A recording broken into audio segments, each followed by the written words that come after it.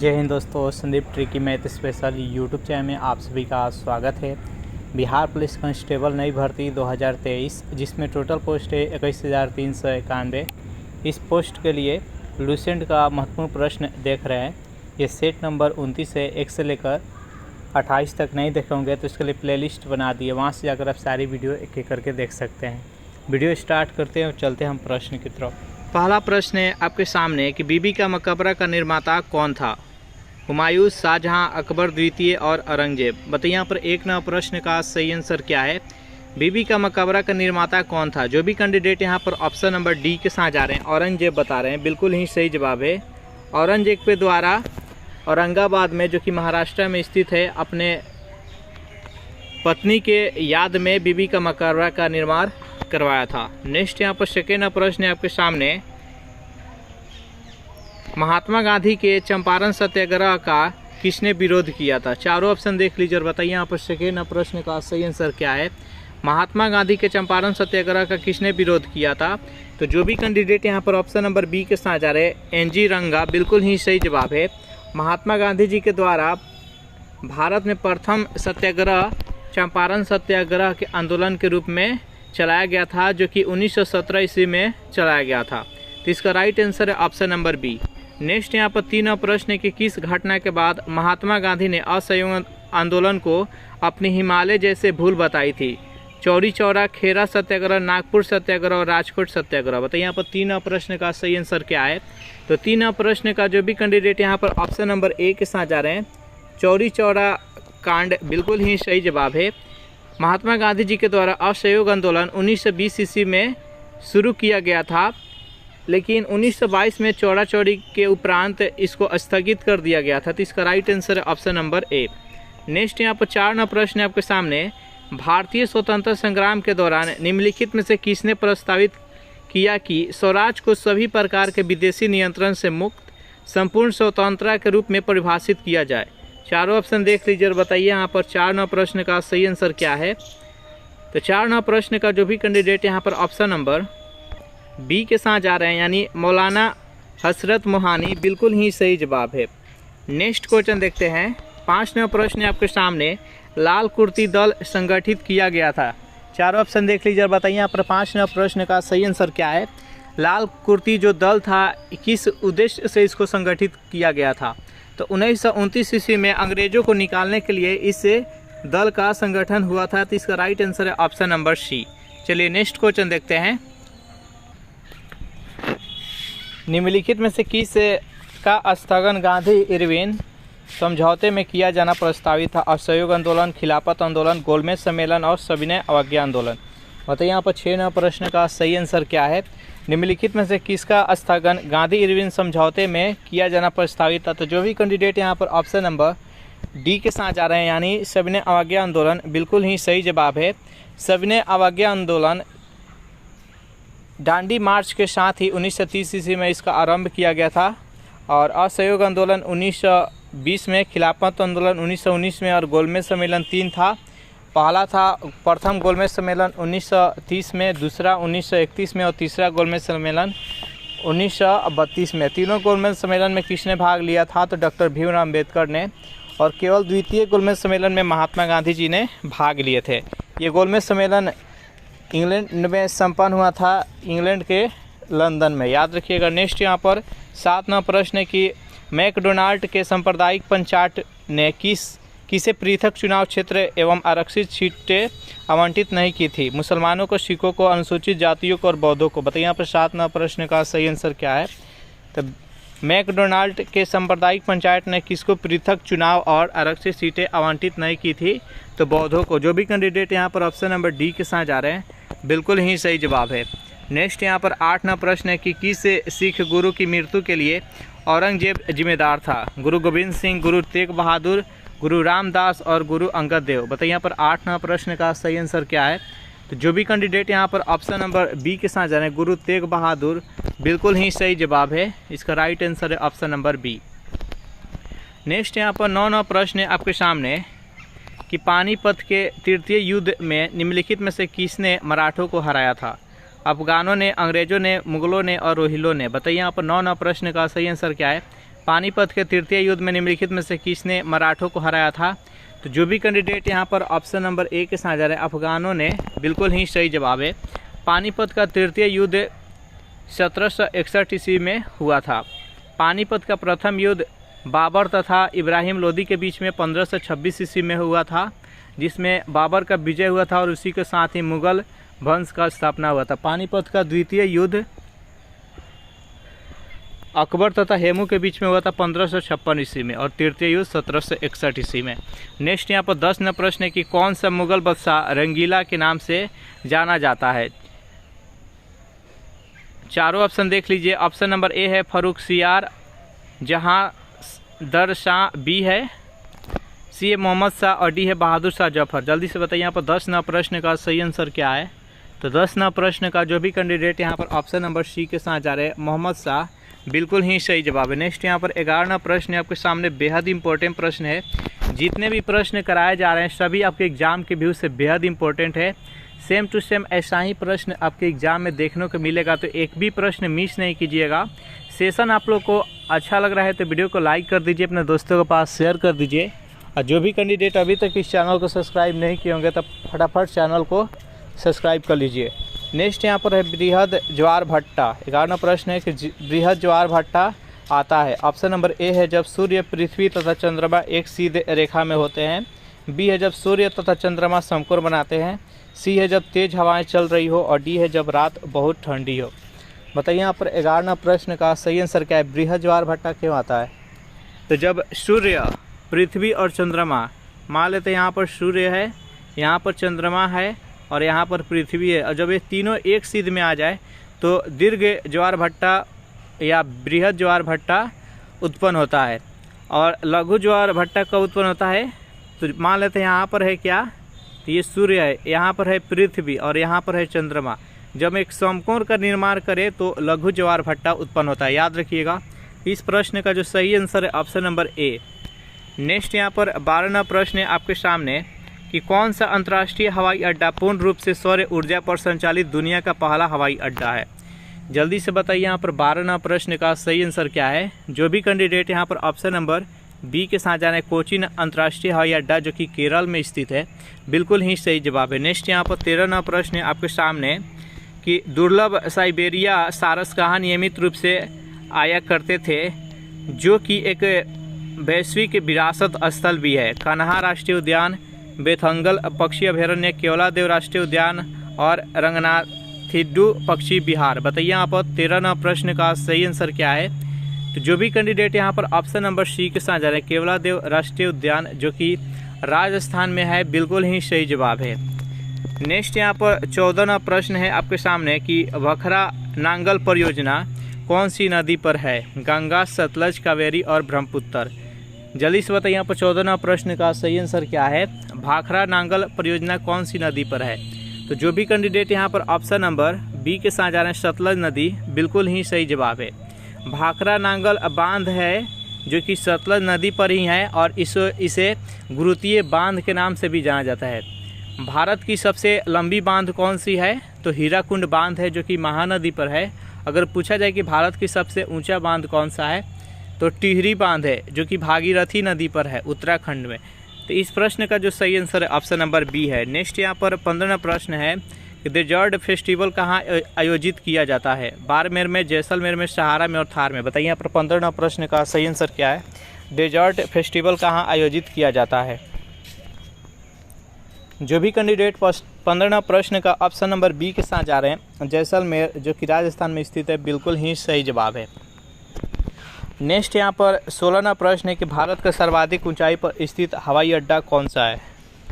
Option number A है धर्मशाला हवाई अड्डा, बी है पिथौरागढ़ हवाई अड्डा, सी है लेह हवाई अड्डा और डी है देहरादून हवाई अड्डा। जल्दी से बताइए यहाँ पर 16वां प्रश्न का सही आंसर क्या है?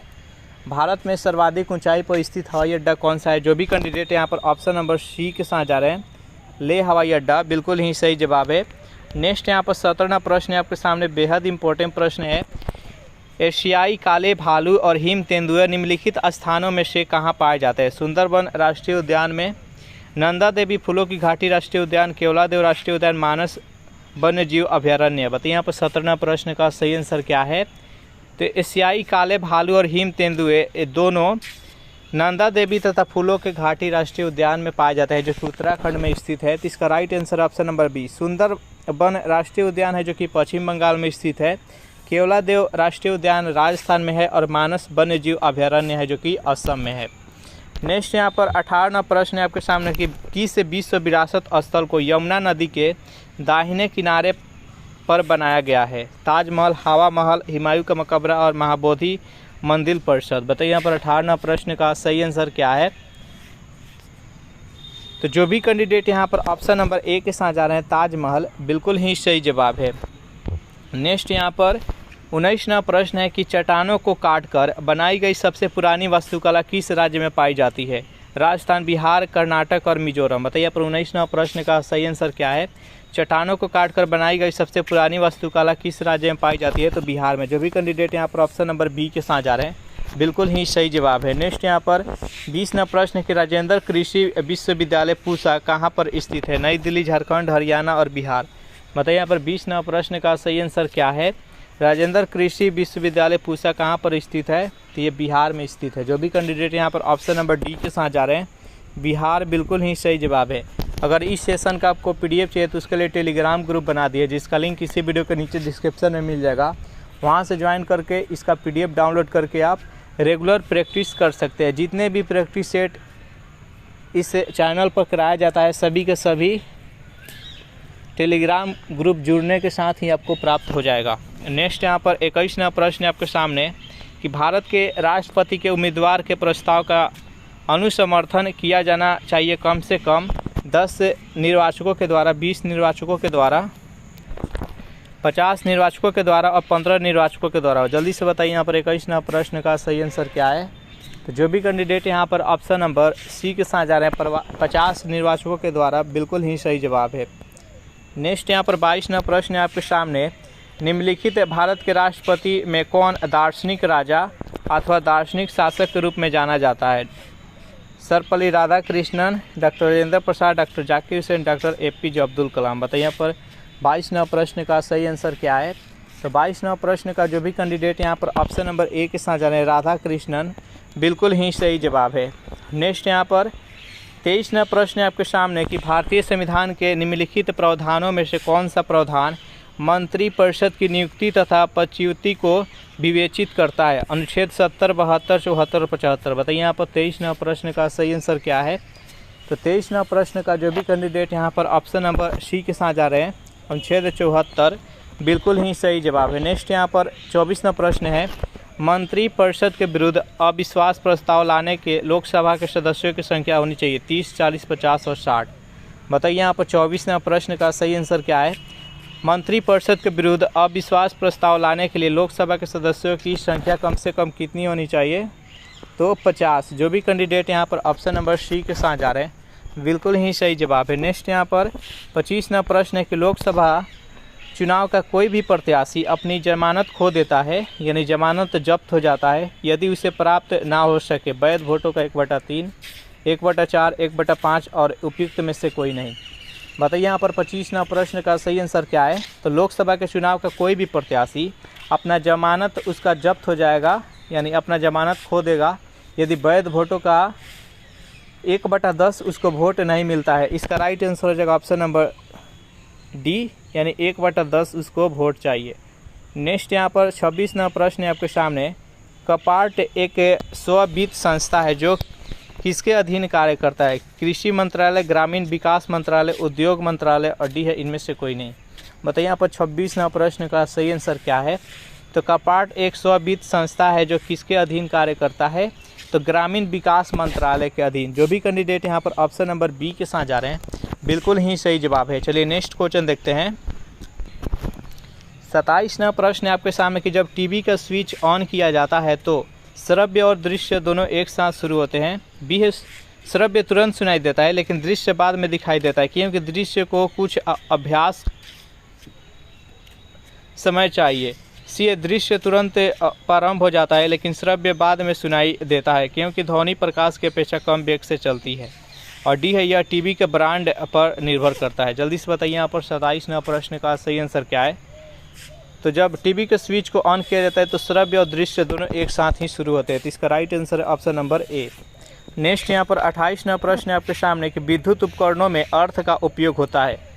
जो भी विद्युत उपकरण होता है उसमें अर्थिंग यानी अर्थ का प्रयोग किया जाता है। उसका मुख्य कार्य क्या होता है? खर्च को कम करने के लिए, क्योंकि उपकरण 3 फेज में काम करता है, सुरक्षा के लिए और फ्यूज के रूप में। बताइए यहाँ पर 28वां प्रश्न का सही आंसर क्या है? तो 28वां प्रश्न का जो भी कैंडिडेट यहाँ पर ऑप्शन नंबर सी के साथ जा रहे हैं, सुरक्षा के लिए, बिल्कुल ही सही जवाब है। नेक्स्ट यहाँ पर 29वां प्रश्न है कि जल में आसानी से घुलनशील इनमें से कौन सा है? Carbon, nitrogen, ammonia, iodine. बताइए यहाँ पर 29वां प्रश्न का सही आंसर क्या है? निम्नलिखित में से कौन सा जल में आसानी से घुलनशील हो जाता है? तो जो भी कैंडिडेट यहाँ पर ऑप्शन नंबर सी के साथ जा रहे हैं, अमोनिया बता रहे हैं, बिल्कुल ही सही जवाब है। सेशन आप लोग को अच्छा लग रहा है तो वीडियो को लाइक कर दीजिए, अपने दोस्तों के पास जल्दी से शेयर कर दीजिए। 30वां प्रश्न है कि गाय का दूध पीले सफ़ेद रंग का होता है, जिसका कारण उनमें से निम्न की उपस्थिति कारण होता है? कैरोसिन, लैक्टोज, कैसीन के साथ कैरोटीन, लैक्टोज के साथ ब्यूट्रिक एसिड। बताइए यहाँ पर 30वां प्रश्न का सही आंसर क्या है?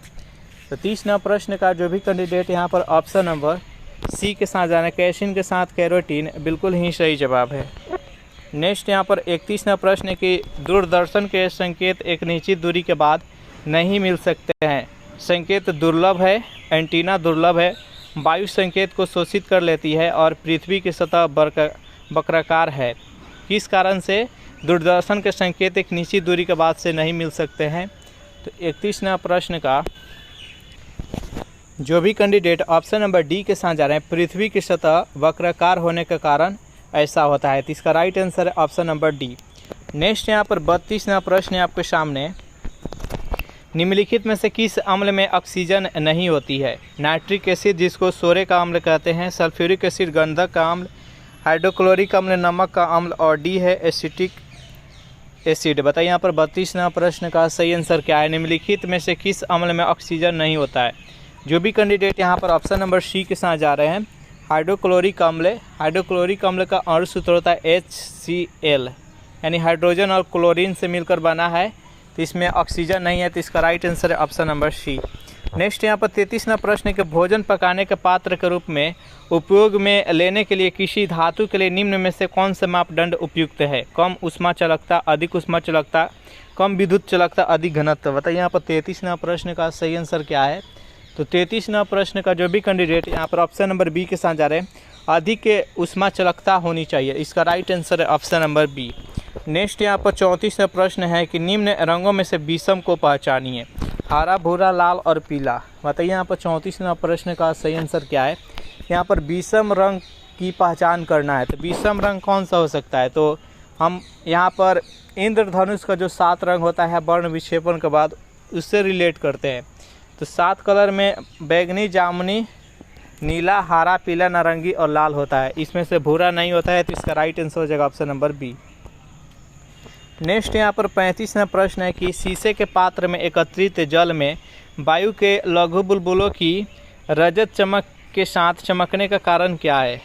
जल्दी से बताइए। प्रकाश के किरणों का प्रवर्तन, प्रकाश किरणों का अपवर्तन, प्रकाश किरणों का ध्रुवण, पूर्ण आंतरिक प्रवर्तन। बताइए यहाँ पर 35वां प्रश्न का सही आंसर क्या है?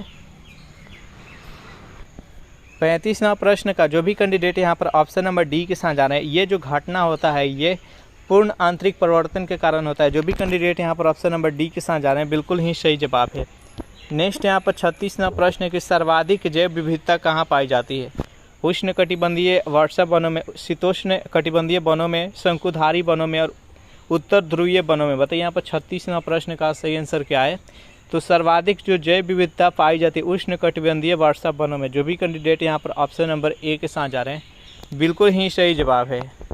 नेक्स्ट यहाँ पर 37वां प्रश्न है कि आज कार्बन डाइऑक्साइड के उत्सर्जन में सर्वाधिक योगदान करने वाला देश कौन सा है? इन दोनों देशों में से बताइए इस प्रश्न का सही आंसर क्या है? 4 ऑप्शन है कि चीन, जापान, भारत और अमेरिका। जल्दी से बताइए यहाँ पर 37वां प्रश्न का सही आंसर क्या है?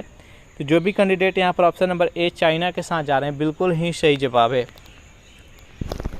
38वां प्रश्न है कि ओजोन परत को सर्वाधिक नुकसान पहुँचाने वाला प्रदूषक कौन है? Hydrocarbon, carbon dioxide, nitrous oxide और क्लोरोफ्लोरोकार्बन। बताइए यहाँ पर 38वां प्रश्न का सही आंसर क्या है? ओजोन परत को सर्वाधिक नुकसान पहुंचाने वाला प्रदूषक कौन है? तो जो भी कैंडिडेट यहाँ पर ऑप्शन नंबर डी के साथ जा रहे हैं यानी क्लोरोफ्लोरोकार्बन CFC बिल्कुल ही सही जवाब है।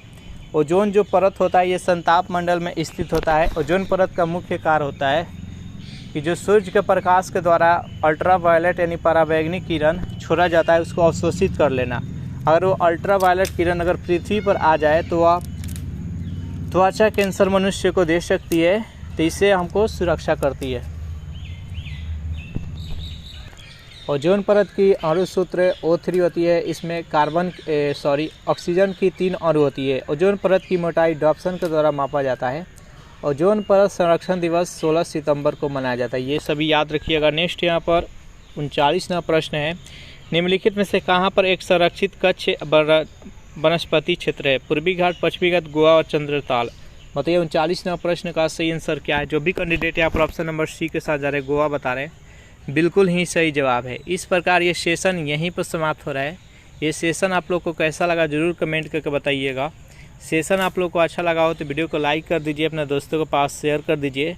जो भी कैंडिडेट अभी तक इस चैनल को सब्सक्राइब नहीं किए होंगे तो फटाफट चैनल को सब्सक्राइब कर लीजिए। Thanks for watching this video. मिलते हैं नेक्स्ट वीडियो में।